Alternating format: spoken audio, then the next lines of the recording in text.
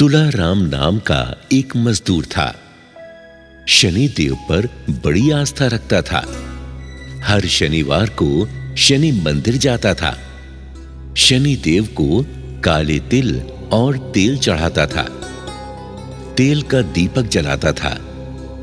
एक बार उसे कोई मजदूरी नहीं मिली तो उसकी पत्नी ललिता बोली, अजी क्या बात है, कैसे सिर पर हाथ रखे बैठे हो?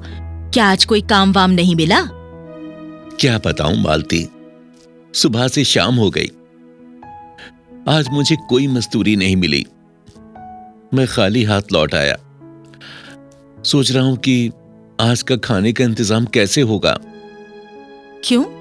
तुम तो शनिदेव के परम भक्त हो, उनकी पूजा श्रद्धा भाव के साथ करते हो, फिर शनिदेव तुम्हारी सहायता क्यों नहीं करते? मैंने तो कई बार मना किया शनि की पूजा करने से। अरे घर में विघ्न आते हैं। अब जाओ शनि से ही खाना मांग लो।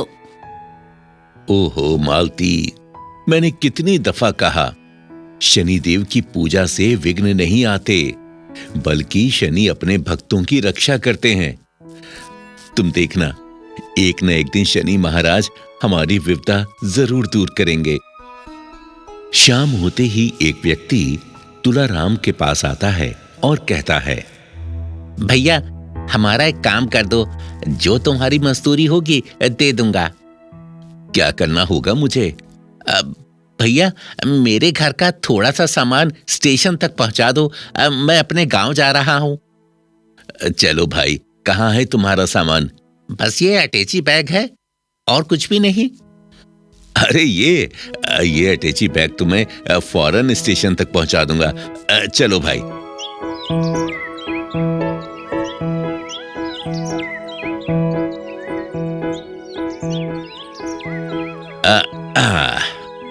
लो भाई, ये तुम्हारी मजदूरी, पूरे 4 रुपए हैं। ठीक है भाई, मैं चलता हूँ। ठीक है भाई, जैसी शनि महाराज की इच्छा। धन्यवाद तुम्हारा।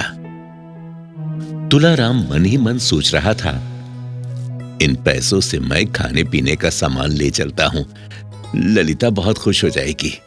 हाँ, तुलाराम परचून की दुकान पहुंचा। भाई मुझे आटा, दाल और तेल दे दो। लगता है तुलाराम तुम भूल गए, आज शनिवार है। तुम तो हमेशा शनिवार को तेल और तिल लेते हो। अरे आटा दाल कल ले लेना, आज तो तेल और तिल ले लो। अरे धन्यवाद भैया, तुमने मुझे याद दिला दिया। तुम इन पैसों का शनिदेव के लिए काले तिल और तेल दे दो, मैं शनि बाबा को चढ़ाऊंगा। तुलाराम तेल और तिल लेकर शनि मंदिर आता है और शनि महाराज को तेल और काले तिल चढ़ा देता है और शनिदेव से प्रार्थना करता है, हे महाप्रभु, मेरे कष्ट दूर करो।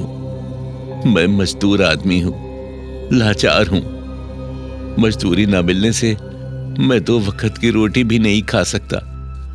मेरी सहायता करो शनि महाराज, मेरी सहायता करो शनि महाराज। तुलाराम जब घर लौट कर आता है तो पत्नी पूछती है, अजी कुछ कमाया कि नहीं? कमाया तो था ललिता, पर जब मुझे मालूम हुआ कि आज शनिवार है तो 4 रुपए कमाए थे। उन पैसों से मैंने शनि भगवान को काले तिल और तेल चढ़ा दिया। सुनो जी, मैं कहती हूँ इस शनि की पूजा छोड़ क्यों नहीं देते? इस शनि की वजह से हमें आज फिर भूखा सोना पड़ेगा। ललिता, मेरे शनि की सेवा करने से अगर हमें कुछ दिन भूखा भी रहना पड़े तो हम रहेंगे, पर शनि की पूजा सेवा मैं नहीं छोड़ूंगा। तुम देखना, एक दिन शनि महाराज हमारे भाग्य जरूर खोलेंगे। हाँ। अरे क्या भाग्य खोलेगा? शनि एक ऐसा देवता है जिसकी 7.5 ढैया जिस पर भी आती है वो बर्बाद हो जाता है। इसकी टेढ़ी दृष्टि जिस पर भी पड़ जाए वो मनुष्य दर बदर की ठोकरें खाता फिरता है। मेरी बात मानो, तुम शनि पूजा छोड़ दो। अरे ललिता, ऐसा मत कहो मेरे प्रभु को। शनिदेव तो बड़े दयालु और कल्याणकारी हैं, तुम उनका अपमान मत करो। जानती हो, राजा विक्रमादित्य ने इनका अपमान किया तो मालूम है उनके हाथ पांव कटवा दिए थे। तेली के घर कोल्हू चलाना पड़ा था उन्हें। जब राजा विक्रमादित्य ने क्षमा मांगी तब शनिदेव ने उनको वैसा ही रूप प्रदान किया और पुनः राजपाट वापस कर दिया। तो तुम क्या चाहते हो, मैं भी क्षमा मांगू? हाँ ललिता, शनि महाराज से फौरन क्षमा मांग लो, नहीं तो पछताओगी, मैं कह देता हूं। ललिता अपनी बात पर अडिग ही रही। उसने क्षमा मांगने से इनकार कर दिया। तब दूसरे दिन ललिता सुबह उठी तो मुंह से आवाज नहीं निकल रही थी। चेहरे पर अजीब से घाव हो गए थे।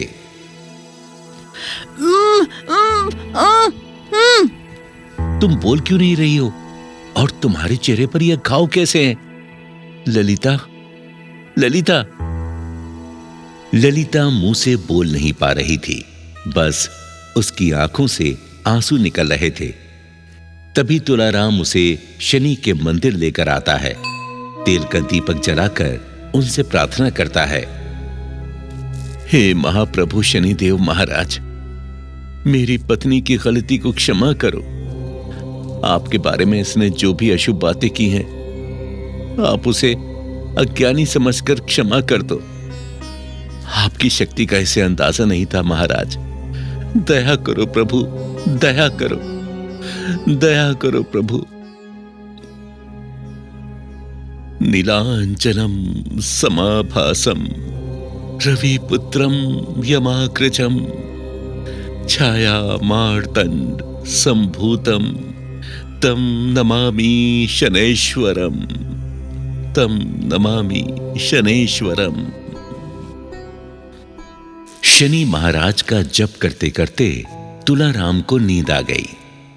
नींद के झोंके में शनिदेव ने उसके कानों में कहा, पुत्र, तुम्हारी पत्नी ने मेरी भक्ति पर शंका की, मेरा अपमान किया, ये क्षमा करने योग्य नहीं। लेकिन तेरी अटूट भक्ति से मैं प्रसन्न हूं, अतः तेरी पत्नी के दोष को समाप्त करता हूं। पुत्र, जो वर तुझे मांगना है मांग ले।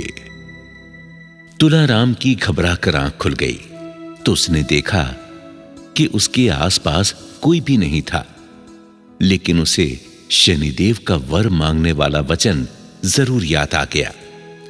उधर उसकी पत्नी का तन रोग समाप्त हो गया।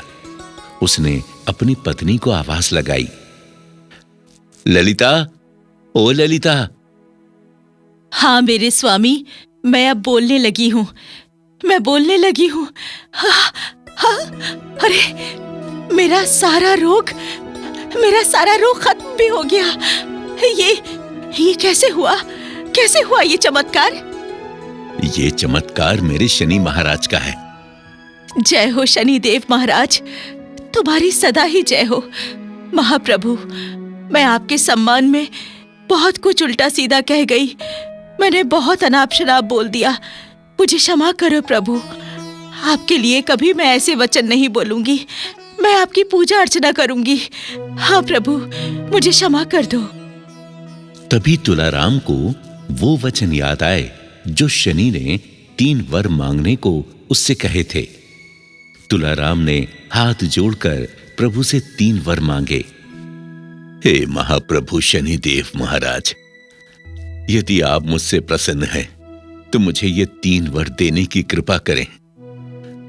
मैं सदा आपकी ही भक्ति करूं, मेरी पत्नी को धन वैभव और संतान का सुख मिले, और तीसरा, आपकी सेवा करने का उसे सुख प्राप्त हो। शनिदेव महाराज ने तुलाराम को 3 वर प्रदान किए। कुछ समय के बाद उसकी पत्नी को पुत्र की प्राप्ति हुई और घर में खुशियां ही खुशियां छा गईं।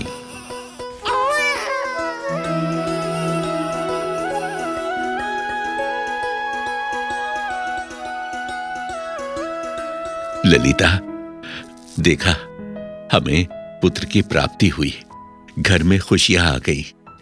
ये सब शनिदेव की महिमा का प्रताप है। तुम कहते हो शनिदेव की कृपा से मुझे मां बनने का सौभाग्य प्राप्त हुआ। एक रात पति पत्नी चैन से सो रहे थे कि शनिदेव तुलाराम के सपने में आए और अपने भक्त से बोले, उठो पुत्र, तुम अपने घर के पिछवाड़े जाओ।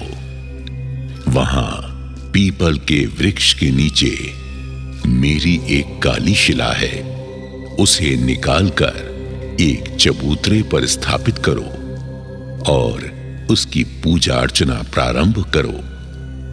और ये भी सुनो कि मेरी पूजा अर्चना केवल तुम्हारे द्वारा ही नित्य होगी, तुम्हारे अलावा कोई और मेरी पूजा ना करे। इतना कहकर शनिदेव अदृश्य हो गए। सुबह उठकर तुलाराम ने अपनी पत्नी को सपने की बात बताई। ललिता, शनिदेव रात को मेरे सपने में आए और कहा कि अपने पिछवाड़े पीपल के नीचे जो वृक्ष है ना, वहां पर एक काली शिला है, वो मेरा ही स्वरूप है। तुम उसे निकालकर एक चबूतरे पर स्थापित करो और मेरी पूजा सेवा नित्य नियम से करो। अजी देर ना करो, शनि महाराज ने हमारा भाग्य उदय कर दिया।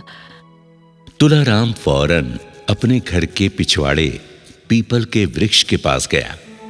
शनिदेव के बताए हुए स्थान को खोदने लगा तो उसे एक काली शिला नजर आई। उसने शनिदेव के नाम से उसे बाहर निकाला। जैसे ही शिला को बाहर निकाला, चमत्कार देखकर वो हक्का बक्का रह गया। शिला निकलते ही उसे तमाम सोने के सिक्के प्राप्त हुए। हाँ, ये क्या? इतने सारे सोने के सिक्के? हाँ, जरूर ये शनिदेव की ही कृपा है। धन्य हो शनिदेव, बहुत बहुत धन्यवाद, बहुत बहुत धन्यवाद। कृपा है आपकी शनि महाराज। मैं इस धन से आपका एक भव्य मंदिर का निर्माण करवाऊंगा। हाँ, ये मेरा वचन है, ये मेरा वचन है। हाँ, आपके पास इतना धन कहां से आ गया? हाँ? अरे ललिता, ये सब मेरे शनि प्रभु की कृपा है। मैंने जहां से ये शिला प्राप्त की ना, उसी के नीचे मुझे ये सोने के सिक्के मिले हैं। हाँ, धन्य हो महाराज, धन्य हो महाराज। जय हो शनि महाराज की, जय हो शनि महाराज की। इस प्रकार शनिदेव ने उसको धन, वैभव और संतान देकर तीनों वर प्रदान किए। तुलाराम ने उस धन से शनि देव का भव्य मंदिर बनवाया और शनि महाराज का स्वयं पुजारी बन गया। आज आपको पुजारी के रूप में देखकर मुझे बहुत खुशी मिल रही है। मैं भी शनिदेव स्तुति करती हूँ। जय श्री सूर्य पुत्र छाया नंदन शनिदेव, तुम्हारी सदा ही जय हो। जय हो सिंगनापुर के शनि महाराज, जय हो।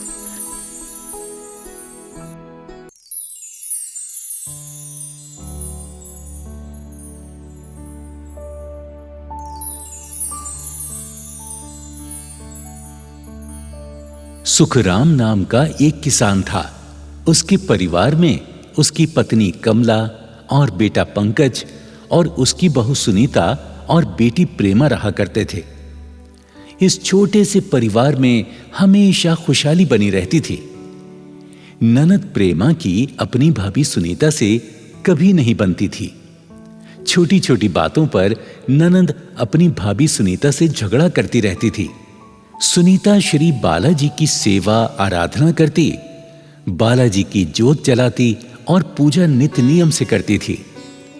सुनीता का यह कार्य ननद प्रेमा को पसंद नहीं था। वह अपनी मां कमला को चुगली करके भड़काती रहती थी। एक समय सुनीता बालाजी महाराज जी का चालीसा पाठ कर रही थी। तभी ननद प्रेमा का प्रवेश होता है। भाभी बंद करो ये सब, तुमसे कितनी बार मना किया है, बालाजी की पूजा मत किया करो। क्यों ननद जी, तुम्हें बालाजी की पूजा से क्या एतराज है? ओहो, तुम्हें पता है बालाजी की पूजा से भूत बाधाएं घर में प्रवेश करती हैं। आज के बाद तुम पूजा नहीं करोगी। देखो प्रेमा, मेरा ये नियम अभी से नहीं है। मैं हमेशा से बालाजी की पूजा करती हूँ और आगे भी करती रहूंगी। तुम्हें पता है बालाजी ही ऐसे देवता हैं जो हमें भूत व्याधि से बचाते हैं। तो ठीक है, मैं भी माँ को बताती हूँ। ननद झुंझलाकर वहां से चली जाती है और अपनी माँ को कहती है, माँ, ओ माँ, भाभी को रोको, वो बालाजी की पूजा करती है, तभी हमारे घर में परेशानी आ रही है। ओहो, इस बहू को कितना समझा चुकी हूँ कि हमारे घर में बालाजी को मत पूजा कर। आने दे पंकज को, उसी से कहूंगी तब ये मानेगी। बेटे पंकज का प्रवेश हुआ तो माँ बेटी पंकज को सुनीता के बारे में सारी बात बताती हैं। अरे बेटा, हम तो तेरी बहू से परेशान हो गए हैं। अरे हमने कितनी बार मना किया है कि तू बालाजी की पूजा मत किया कर, हमारे घर में भूत व्याधि आने लगेंगे। अच्छा, ऐसी बात है, मैं भी सुनीता से जाकर पूछता हूँ। पंकज सुनीता के पास गया तो देखता है कि सुनीता बालाजी के भजन में मगन थी।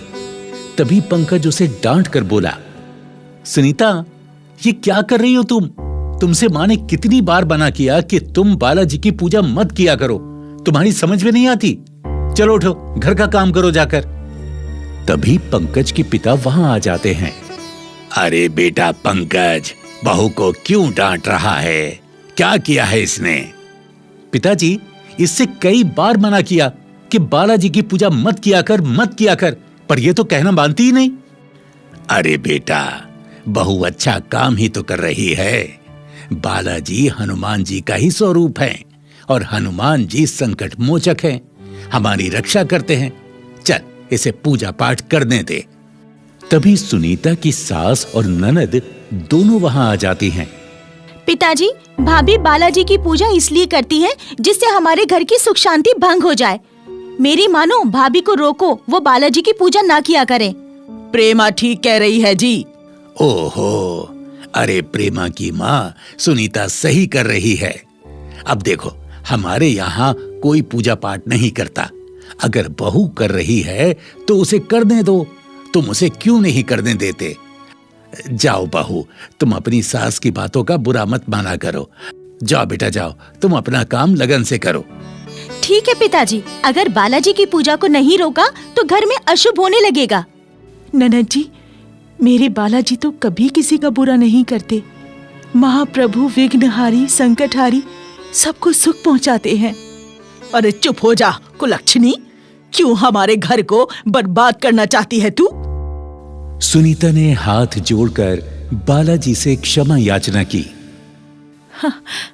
हे बालाजी, मेरी सास और ननद को आपके बारे में ज्ञान नहीं है, इन्हें क्षमा कर देना। दूसरे दिन घर में पूड़ी, पकवान और खीर बनाई गई थी। ननद प्रेमा अपनी माँ से बोली, मम्मी, मेरी सहेलियां पार्टी कर रही हैं और वो सब अपने अपने घर से खाना लेकर अपने बगीचे में आ रही हैं। मैं भी अपने घर से पूड़ी पकवान लेकर जाऊंगी। हाँ हाँ ठीक है बेटी, चली जाओ, मगर जल्दी आ जाना। ठीक है मम्मी, मैं जल्दी आ जाऊंगी। जैसे ही प्रेमा पकवान बांध कर चलने लगी तो भाभी सुनीता ने कहा, रुको ननद जी, ये पूरी पकवान ले जाना ठीक नहीं है। पकवान पर अशुभ छाया का प्रकोप हो सकता है। भाभी, मुझे ज्ञान देने की जरूरत नहीं है आपको। अपना ज्ञान अपने पास ही रखिए, मैं जा रही हूँ। ननद ने भाभी की बात पर ध्यान नहीं दिया और वो बगीचे में चली गई। बगीचे में सारी सखियां इकट्ठी हो गईं और एक पीपल के वृक्ष के नीचे बैठ गईं। सारी सखियां बहुत खुश थीं। तभी प्रेमा बोली, चंपा, रमा, रानी, चलो शुरू करते हैं पार्टी।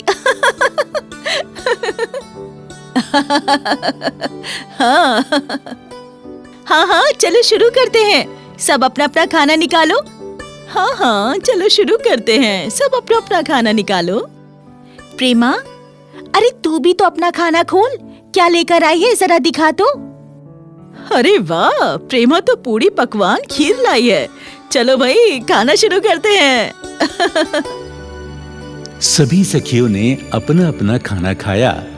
प्रेमा ने अपने पकवान प्रेम से खाए। अरे वाह, खीर में तो मजा आ गया। प्रेमा, तेरे पकवान तो बड़े स्वादिष्ट थे। किसने बनाए? हाँ, कौन बनाता, मेरी भाभी ने बनाए हैं। सारी सहेलियां हंसी चुहल करने लगीं। तभी प्रेमा बोली, चंपा, मेरा सिर भारी सा हो रहा है। हाँ, इतना सारा खाया है तो होगा, इतना सारा भोजन खाया है इसीलिए। अरे नहीं बहन, मुझे जल्दी मेरे घर छोड़ दो, मेरा शरीर बेकाबू हो रहा है। प्रेमा की तबीयत ज्यादा बिगड़ने लगी। सभी सहेलियां प्रेमा को लेकर उसके घर आईं। प्रेमा को इस हालत में देखकर मां घबरा गई। हाँ? अरे अरे, क्या हुआ मेरी बच्ची को? आंटी जी पता नहीं, अचानक खाना खाने के बाद प्रेमा का सिर भारी हो गया और तबीयत बिगड़ गई। माँ जी, मैंने पहले ही कहा था कि ननद जी पूरी पकवान लेकर बाहर मत जाओ, लेकिन मेरी सुनता ही कौन है। अरे तू क्यों सफाई दे रही है? तेरी बदौलत ही मेरी बेटी का ये हाल हुआ है। इधर प्रेमा बेसुध पड़ी हुई है। तभी सुनीता कमरे में जाकर जल और भभूति लेकर आती है। माँ जी, ये जल और भभूत है, ये जल ननद जी को पिला दीजिए और भभूत इनके माथे पर लगा दीजिए, ये तुरंत होश में आ जाएंगी। खबरदार मेरी बच्ची को ये जल भभूति लगाई तो, अरे तेरे इस ढोंग रचने से मेरी बेटी ठीक नहीं हो जाएगी। हाय मेरी बच्ची को क्या हो गया? अरे कोई है, इसे ठीक करो। अरे कोई जल्दी से डॉक्टर को बुला कर लाओ, पता नहीं क्या हो गया इसे। अरे पंकज, ओ पंकज। हाँ माँ, क्या हुआ? अरे ये प्रेमा को क्या हुआ? पता नहीं बेटा, अच्छी भली मेरी बेटी अपनी सहेलियों के साथ बगीचे में पिकनिक मनाने गई थी, बस वहीं से मेरी बेटी की तबीयत खराब हो गई। अरे तू जा, जल्दी से डॉक्टर को बुला कर ला। तभी सुखराम भी वहां आ गए। अरे भाग्यवान, क्या हुआ प्रेमा को? देखो जी, मेरी बच्ची बोल नहीं रही है, पता नहीं इसे क्या हुआ है। तभी पंकज डॉक्टर को लेकर आ गया। डॉक्टर प्रेमा का चेकअप करते हैं। देखिए, वैसे तो कोई खास बात नहीं है, ये दवाई दे रहा हूँ, 2-2 घंटे बाद देते रहिएगा, 1-2 खुराक में ठीक हो जाएगी। डॉक्टर साहब, वैसे क्या हुआ है मेरी बिटिया को? कुछ खास नहीं, लगता है चक्कर आ गए हैं, ठीक हो जाएगी, डरने की कोई बात नहीं है। अच्छा मैं चलता हूँ। प्रेमा को दवाई दी गई पर कोई फर्क नहीं पड़ा। इधर सुनीता कमरे में बालाजी हनुमान जी से प्रार्थना करती है और बालाजी के चरणों में प्रेमा के नाम से 5 रुपए की हाजिरी लगाती है। हे बालाजी, आप मेरी ननद की रक्षा करो, रक्षा करो। हाजिरी लगते ही बालाजी ने सुनीता की विनती सुनी। तभी प्रेमा जोर जोर से झूमने लगी, बयान करने लगी। जो संकट था वो बोलने लगा। मैं पीपल का भूत हूँ। इस लड़की ने पीपल के पेड़ के नीचे पकवान खोले, मैं भी भूखा था। पकवान के साथ साथ मैं इस लड़की के शरीर में प्रवेश कर गया। अब मैं इसके शरीर में ही रहूंगा, मुझे कोई नहीं निकाल सकता।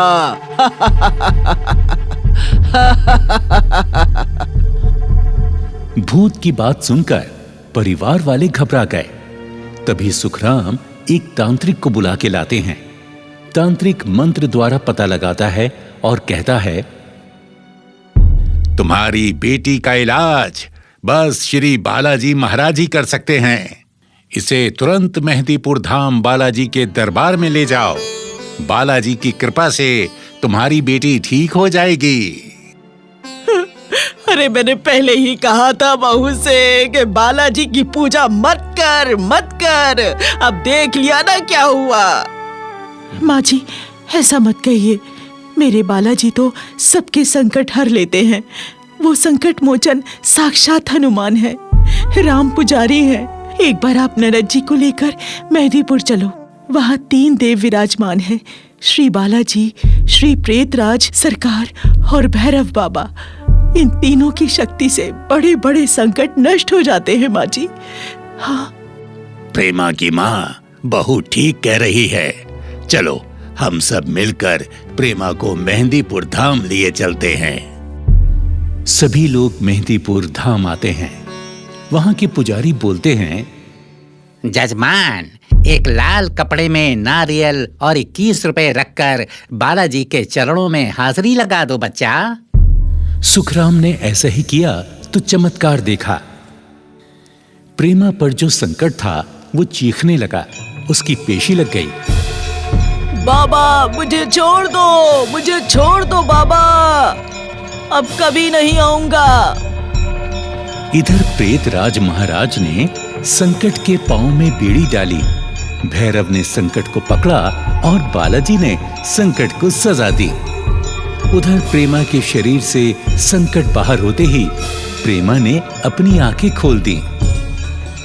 माँ, मैं कहाँ हूँ माँ? मुझे यहाँ क्यों लाए हो? बेटी, तू मेहंदीपुर बालाजी के धाम पर है। बेटी, बालाजी बड़े सच्चे हैं। तेरी जान बाबा ने बचा ली। बेटा, हाथ जोड़कर बाबा से क्षमा मांग ले। जिस भाभी को तू गलत समझती थी, उसी की पूजा का ये फल है। जय हो बालाजी महाराज, जय हो महाबली प्रेतराज सरकार, जय हो भैरव बाबा, तुम्हारी सदा ही जय। प्रेमा अपनी भाभी सुनीता से हाथ जोड़कर क्षमा मांगती है। भाभी, मुझे माफ कर दो। तुम्हारी बाला भक्ति को मैं ढोंग समझती थी, लेकिन आज मैं जान गई हूँ बालाजी महाराज बड़े सच्चे देवता हैं। आज से मैं भी बालाजी की पूजा अर्चना करूंगी। भाभी, बालाजी की जय हो, बालाजी की जय हो। बालाजी की जोत श्रद्धा भाव से जलाऊंगी। अरे भाग्यवान, अरे तू भी तो क्षमा मांग ले बालाजी से। हे बालाजी महाराज, आपके सम्मान में मुझसे जो भूल हुई है वो क्षमा कर दो महाराज। जय जय बालाजी, जय श्री राम, जय श्री बालाजी, बालाजी की जय। जय श्री राम, जय हो बालाजी हनुमान की, जय हो बाबा की, जय हो। और इस तरह बालाजी के दर्शन करके घर के सभी सदस्य घर वापस लौट आते हैं।